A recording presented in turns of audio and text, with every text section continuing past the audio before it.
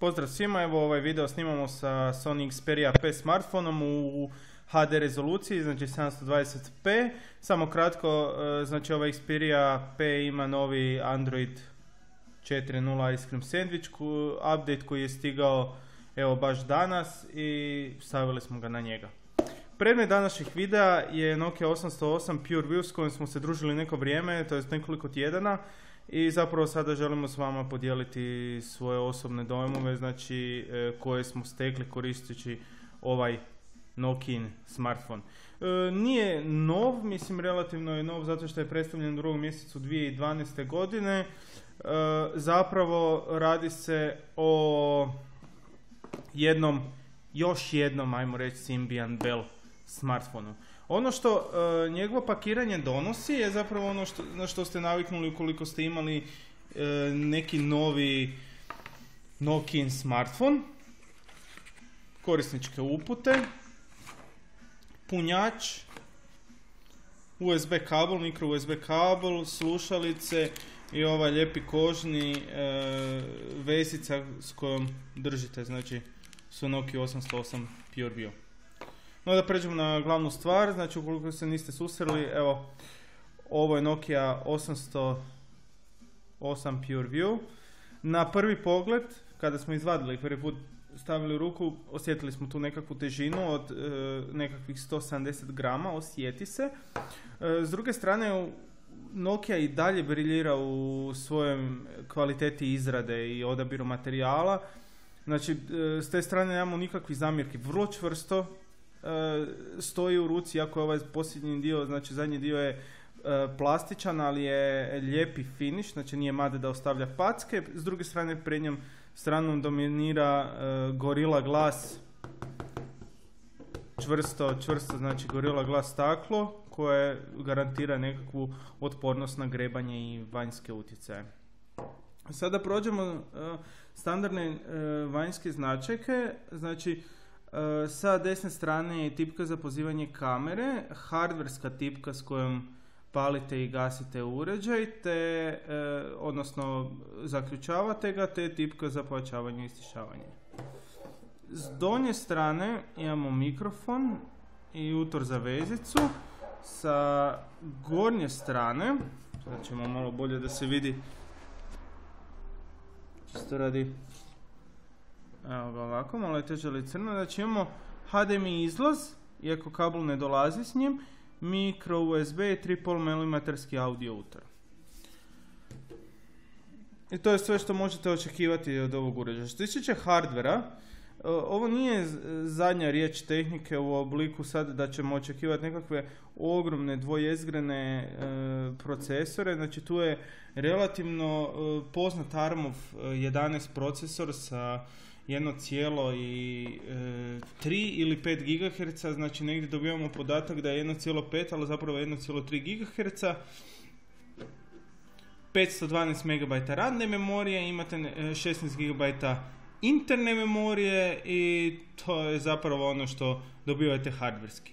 No, Nokia 808 PureView je revolucionaran uređaj po nečem drugom, a to je kada ga okrenete na poliđinu zapravo shvaćate o čemu se radi.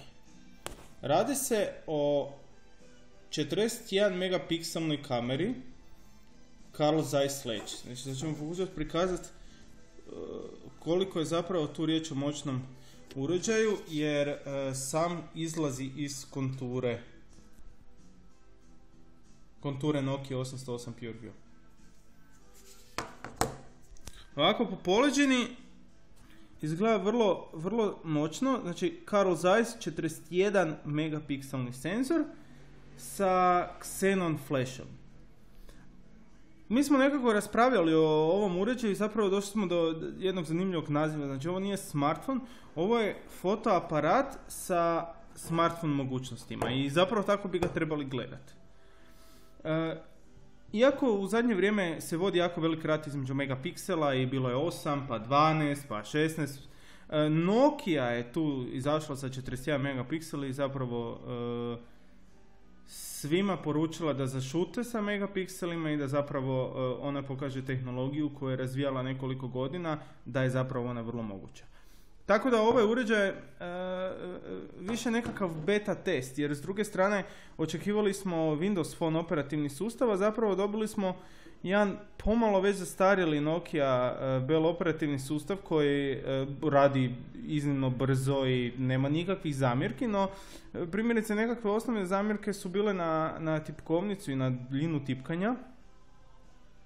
Tipkovnica nekako je dosta loša, ali s druge strane možete to riješiti sa swipe tipkovnicom koju odlučite instalirati.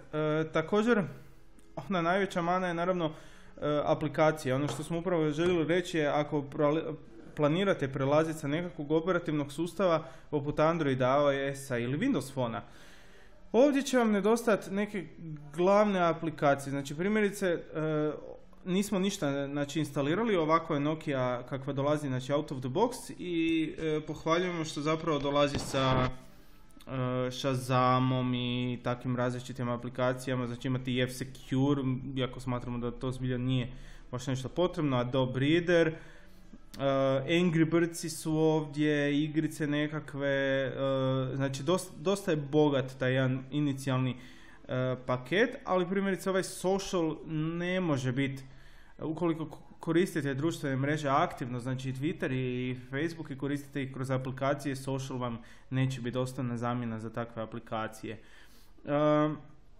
Stoga, koristeći ovaj uređaj, malo smo razmišljali i zapravo došli smo do nekakvog zaključka.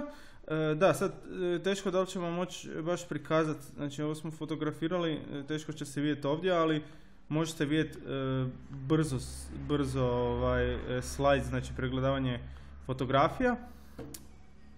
Nekako smo, da, ekran je AMOLED i stvarno pohvaljujemo 4-inčni AMOLED ekran sa Clear Black Display tehnologijom. Zapravo nijedan sunčan dan, znači nijedno sunce koje je ovih dana bilo jako nije predstavljalo problem Nokiji, tu je prikaz bio izvrsan. No da se nekako vratimo na temu, znači da vam onda odgovorimo na pitanje. Sigurno gledajte ovaj review i razmišljate o kupnji ovog uređaja. Ukoliko vam je ovo prvi smartphone, onda možemo reći da ste dobar izbor napravili, da zapravo ćete svojim uređajem biti, kako ono kažu, glavni frajer u kvartu i 41 megapiksel će vam zapravo garantirati izvrsne fotografije. Ukoliko planirate uzeti ovaj smartphone, mi smo ga nekako vidjeli kao izvrstan za obiteljske ljude, za primjerice osobe koje rade u nekoj tvrtci, imaju službeni smartphone, službeni iPhone, službeni Blackberry ili bilo koji drugi, i sad planiraju kod kuće uzeti još jedan. Ukoliko se odaberu na ovaj uređaj, zapravo oni su si riješili budžetom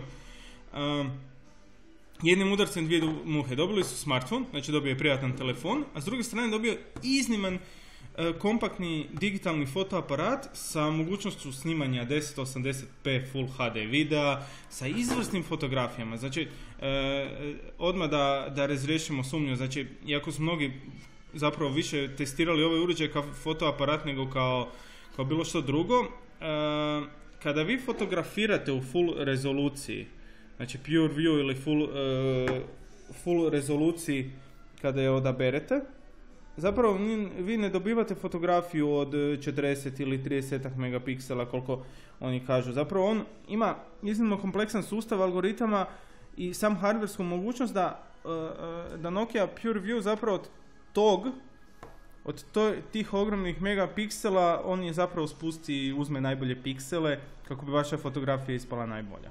I to je jednostavno bez premca konkurencije kakve nema. Evo, znači, snimanje videa je 1080p, 720p, 360p. Znači, vi možete bez problema sa 16 GB snimiti zanimljive kućne videe, rođendane, zabave, bilo šta, i možete biti iznimno zadovoljni s tim rezultatom. 30 sličica u sekundi i zvuk koji proizvodi ova kamera je izvrstan. Znači, zvuk nema šumova previše, znači vani možete dobro snimati, vjetar mu nije neki problem. Ovo je jednostavno adut ovog uređaja. Što očekujemo od Nokia u budućnosti? Zapravo ovakve uređaje sa Windows Phone 8 operativnim sustavom. To je nešto s čim će Nokia pokazati Samsungu i Apple zapravo da ona može to napraviti. Ovo je zapravo bio uređaj koji je rekao jednostavno smatramo da je Nokia rekla ok, idemo ga izvaditi van, idemo pokazati da mi možemo napraviti pravu kombinaciju digitalnog fotoaparata i smartfona, i ovim uređajem zapravo ušli su i u nekakvo tržište digitalnih kompaktnih fotoaparata, jer uz današnje smartfone, pogotovo jedan ovakav, vi nemate potrebu kupovati digitalni fotoaparat, takozvani idiot, već ukoliko želite baš profesionalne fotografije i snažnu optiku, onda ipak uzmete nekakav DSLR. Eto, nadamo se da smo malo barem približili i da nismo previše pričali toliko o kameri koliko o sam telefonu koji donosi, znači, Nokia Bell operativni sustav, koji je zbilja brz, i da smo barem malo pomogli u razmišljanju oko kupovine ovog zbilja izvrsnog smartfona.